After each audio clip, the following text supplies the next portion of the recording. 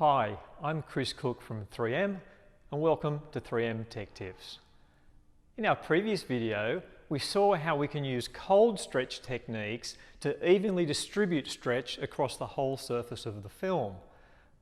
This time, we're going to do almost exactly the opposite and look at how we can use heat to actually place the stretch in a very specific location.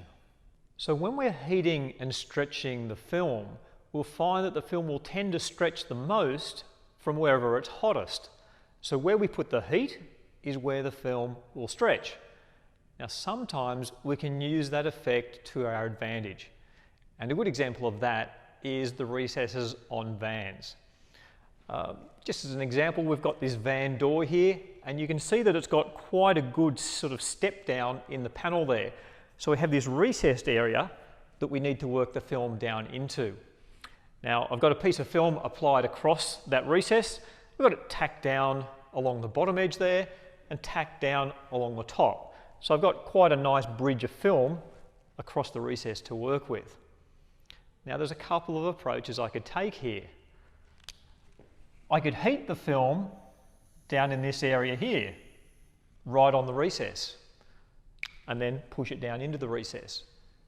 But if I do it that way, all of the stretch will come from that part of the film, which is right in the recess. So all of that stretch and all of that stress will be in the recess, which means that over time it's going to tend to shrink back and pull back out of the recess. An alternate approach is to actually put the heat up here, away from the recess. Then when I work the film into the recess, the stretch that I need is going to come from this part of the film, which is going to end up on the flat panel. And because it's on the flat panel, even if there is some stretch or stress there, it's not going to lift. And our film that's in the recess has minimal stretch and is more likely to stay down.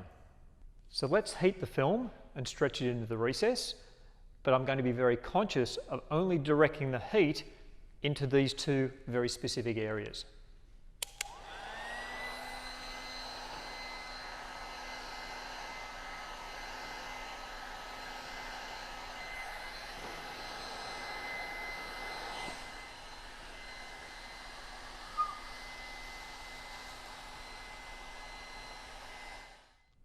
Now because I've used a piece of vinyl that has this grid pattern printed on it, we can see really clearly where the vinyl has stretched. And if I look at this area here, where we place the heat on the film that goes down into the recess, I can really clearly see that that grid pattern of squares has really opened up. I can see quite a significant amount of stretch right in the corner of that recess. So all of our stretch right in the recess. Whereas when I compare that to this side, where we place the heat up high on the flat part of the panel, the squares that are in the recess really haven't changed shape. So that's telling me that there's almost no stretch in the recess itself.